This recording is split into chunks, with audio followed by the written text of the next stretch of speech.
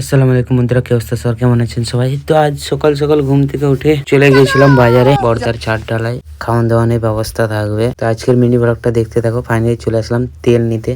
দাও 50টা মেয়ে দাও। তারপর তেলটা নিয়ে নিলাম, চলে গেলাম বর্দার বাড়ির দিকে। গিয়ে দেখি ঢালাই পার্টি দাদারা ঢালাইয়ের সবকিছু রেডি করছে, মেশিন পত্র। এই দেখো এইদিকে লিফটটা খাটানো হবে। আমি চলে গেলাম ছাদে। দেখি আজকে ছাদের লুকটা আমাদের ইমামটা চলে এসেছে। তারপর এইদিকে সবাই ঘোরাঘুরি করছে। লিফট খাটানো কমপ্লিট, এবার ঢালাই শুরু হবে, দোয়া হচ্ছে। ফাইনালি ঢালাইয়ের কাজ শুরু হবে, সব রেডি। কিন্তু দুর্ভাগ্যের বিষয় কারেন্ট নেই। এদিকে সিমেন্ট টিমেন্ট সব রেডি। 1-1.5 ঘন্টা ধরে কারেন্ট নেই। আমি সোজা চলে গেলাম ছাদে। তারপর চলে গেলাম বর্দার ছাদের উপরে, সবাই বসে আছে। কারেন্ট নেই 1 ঘন্টা ধরে। তারপর ফাইনালি কারেন্ট চলে আসলো, ঢালাইয়ের কাজ শুরুও হয়ে গেছে। এইদিকে ঢালাই মেশিন চালু হয়ে গেছে, দেখতে পাচ্ছেন। লিফটও রেডি। তারপর ছাদে উঠে গেলাম, দেখা যাক।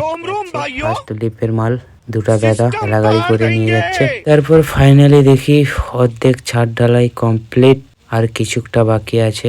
এই দিয়ে লিফটের কাজ খুব সুন্দর চলছে। ঢালাই পার্টি দাদারাও অসাধারণ, মিস্ত্রি দাদারাও অসাধারণ। তো সেখান থেকে গিয়েছিলাম বাড়ি থেকে চলে আসলাম ঢালাই পার্টির জন্য টাকা আনতে। ফাইনালি টাকা দিয়ে দিয়েছি। তো ছাদে আমি একবার উঠে দেখি, ও মা, ছাদ পুরো কমপ্লিট। কমেন্ট করে জানাবেন আজকের মিনি ব্লগটা কেমন লেগেছে। আর আমার দাদার বাড়ির ছাদটা খুব সুন্দর ভাবে ঢালাই হয়েছে।